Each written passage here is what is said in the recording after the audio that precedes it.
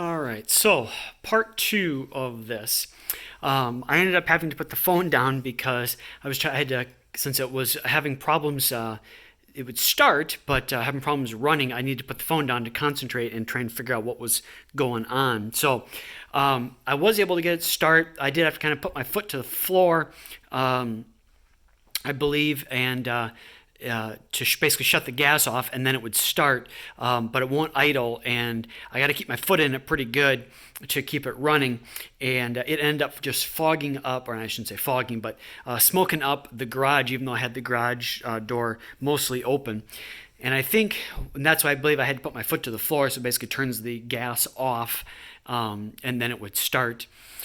And I believe that's because the computer just couldn't compensate for these bigger injectors. I believe the car comes with 52 or 56 pound injectors from the factory default, and I have 2000 cc injectors. So when I did the conversion, basically it's like four times, or not quite, four times, like 3 3/4 times the amount a fuel injector that was in its stock.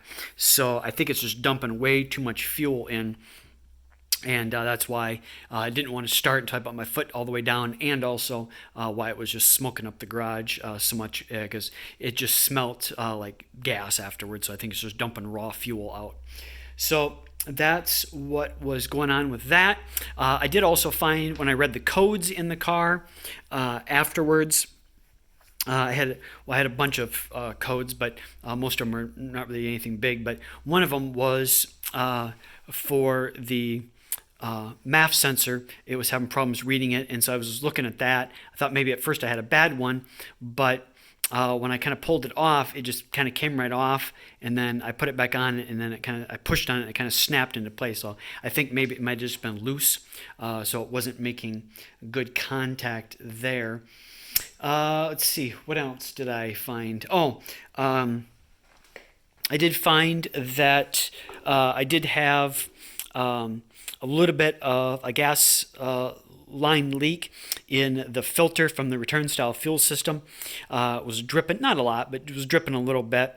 So I tried tightening it, but it was still doing it a little bit. So I ended up putting on some pipe thread goop on it, basically to seal the threads up. There was, interesting enough, there was not any, on those AN fittings, there were not any O-rings on them, which I thought was kind of interesting, but that's the way it came when I got that stuff from VMP.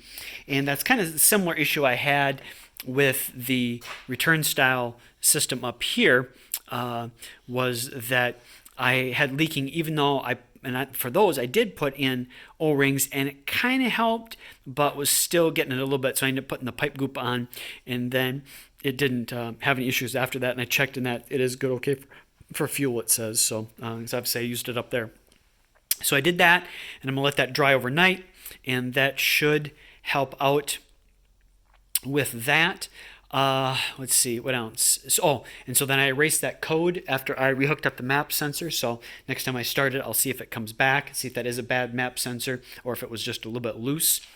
And then the other thing I did today was I took the hood and I set it on, and basically tried to shut it, or got it really close to being shut all the way, and the supercharger just misses the hood. So it's close, but it does just miss the hood. So we should be good there. So but I did kind of mess up the hood a little bit when I was putting it on. So I have to have that fixed. When I was putting it on, I didn't quite realize that it was back underneath here.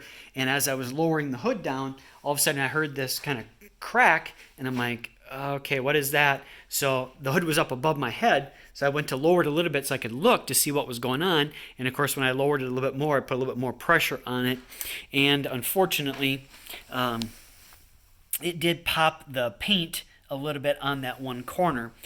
And bent it a little bit. I did bend it back. I might have to just have a little bit of filler put in there.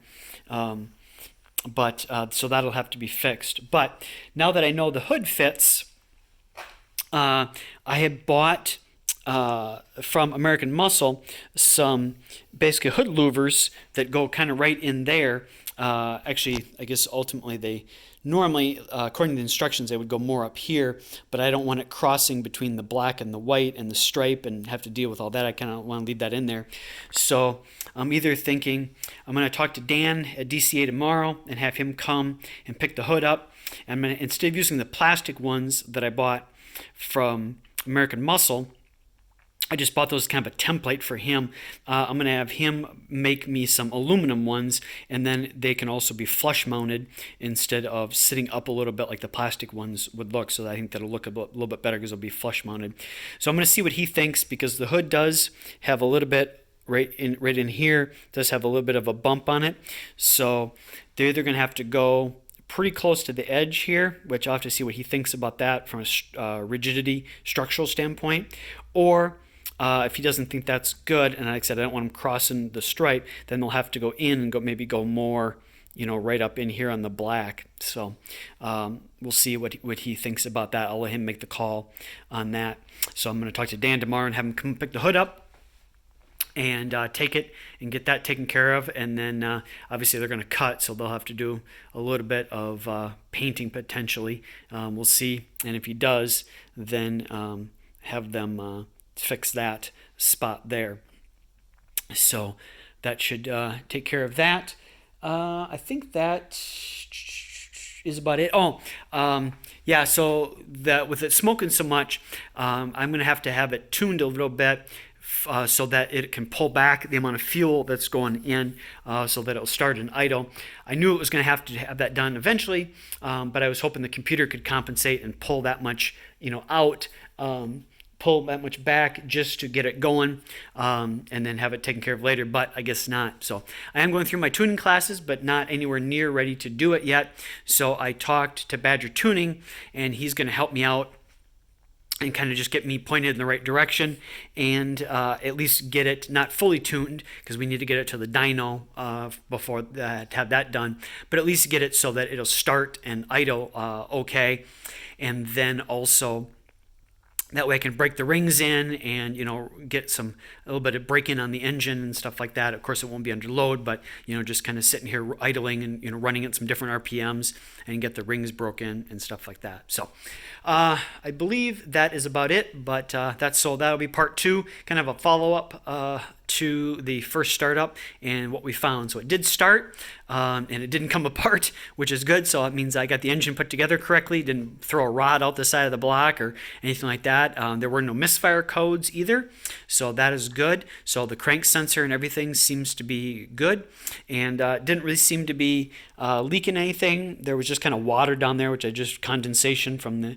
getting a little bit of heat in the engine and stuff like that. So otherwise, I think we are good for the moment. So thanks for watching. Bye.